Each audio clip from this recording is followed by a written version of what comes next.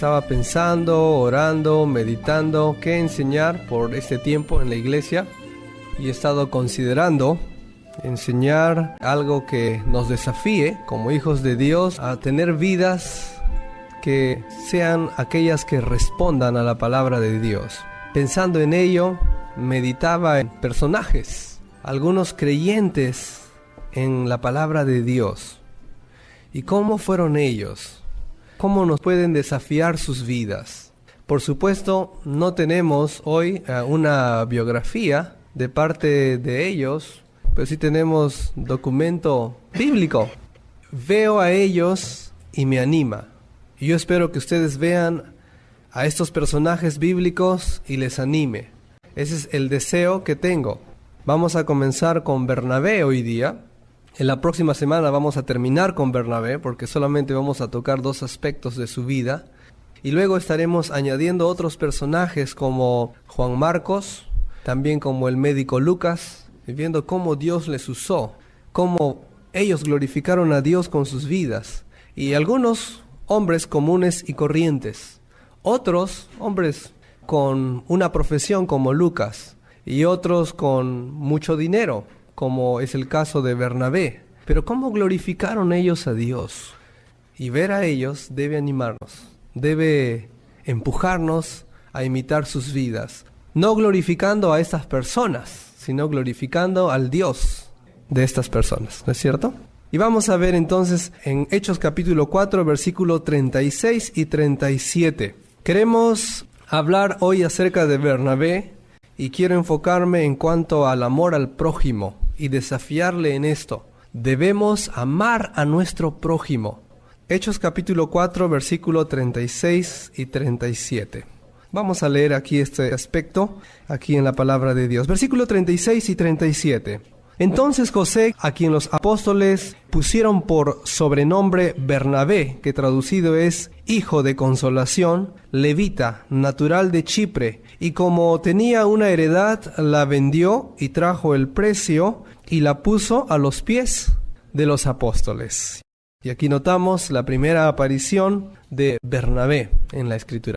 El contexto de estos versículos es el versículo 32. Versículo 32. Dice, y la multitud de los que habían creído era de un corazón y un alma, y ninguno decía ser suyo propio nada de lo que poseía, sino que tenía todas las cosas en común. Entonces, Bernabé es uno de la multitud de los que habían creído. En otras palabras, Bernabé era un creyente, era un convertido al Señor Jesucristo. Era uno que tenía la vida eterna, uno que tenía la salvación de la condenación de sus pecados. Pregunta para usted, amigo, amiga, ¿es usted creyente? ¿Tiene usted ya la vida eterna? ¿Tiene usted el perdón eterno de sus pecados?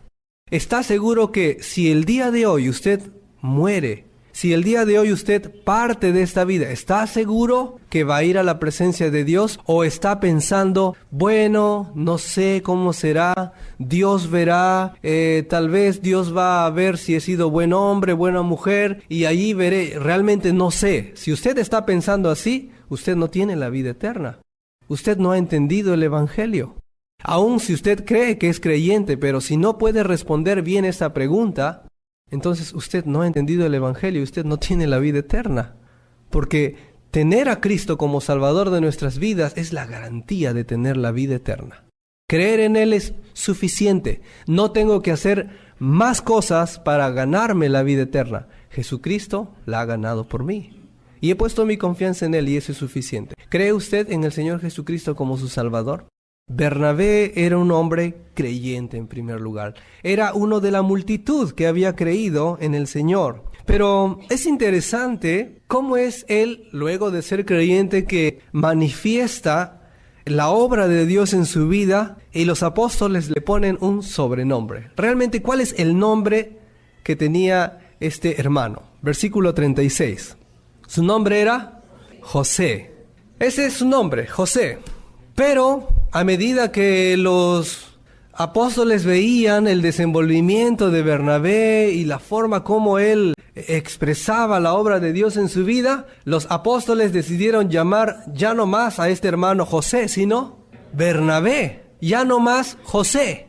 Ahora en adelante le llaman Bernabé. Ahora, ¿por qué? Según el versículo 36. ¿Qué significa Bernabé? Hijo de consolación. Está diciendo mucho acerca de Bernabé. Él es una persona que consuela a otros. La palabra consolación aquí tiene también la idea de exhortación y de animar a otros. Quiero buscar por favor con ustedes, y no pierdan por favor ahí Hechos capítulo 4. Hechos capítulo 4. En nuestro idioma, de frente se le llamaría, oye hijo de consolación, ven, necesitamos de tu ayuda. Así sonaría en el griego. Y todo el mundo escuchaba esa chapa, como nosotros le llamamos, y decía mucho acerca de él. En 1 Tesalonicenses capítulo 4, versículo 18, nos habla acerca de la consolación. Nos habla de esta consolación.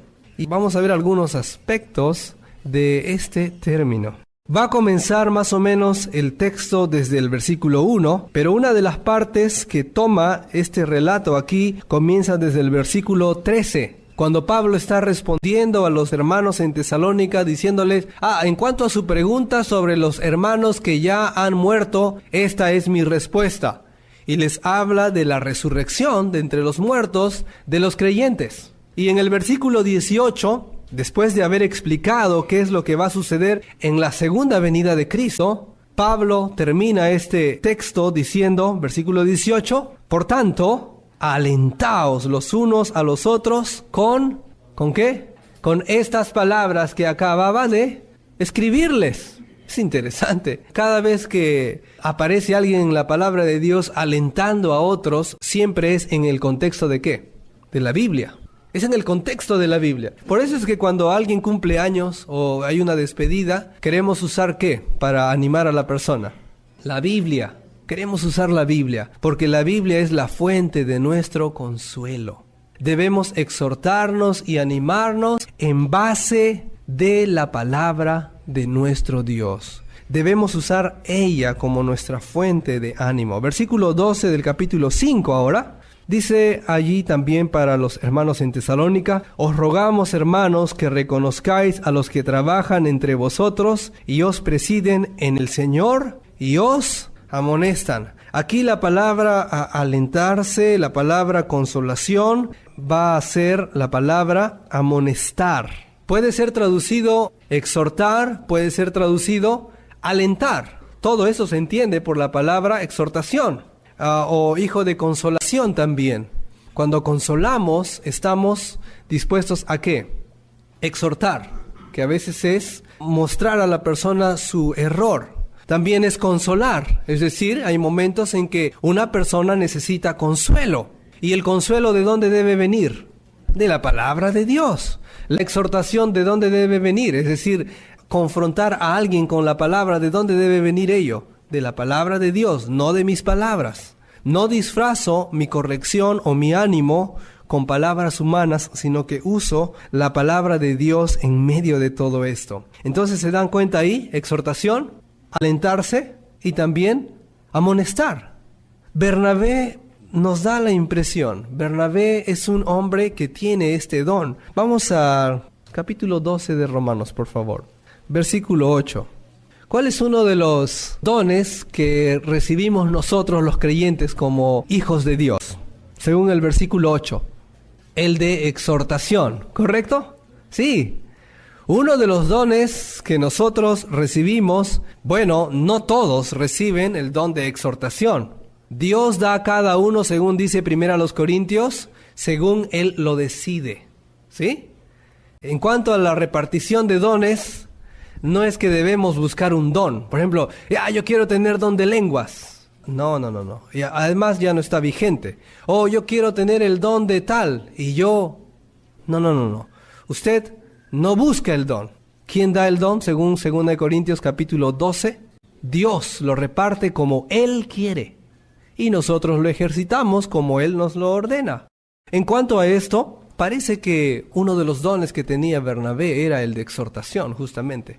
Es decir, el de ánimo. Y ustedes se van a dar cuenta que sí, justamente Bernabé era un hijo de consolación. Era un hijo de exhortación. Excelente ver a Bernabé. Pero necesitamos, hermanos, Aun cuando no tengamos este don de exhortación, necesitamos exhortarnos unos a otros, animarnos unos a otros, alentarnos y amonestarnos en las buenas, en las malas, cuando alguien está en pecado, cuando alguien está en aflicción.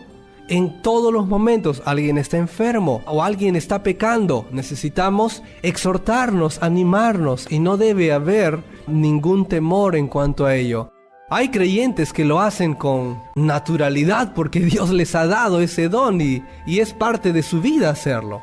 Pero eso no quiere decir que si Dios no me ha dado ese don, entonces yo no hago nada, yo no animo, yo no exhorto. No, también debe hacerlo, porque es parte de las órdenes que Dios nos da en su palabra.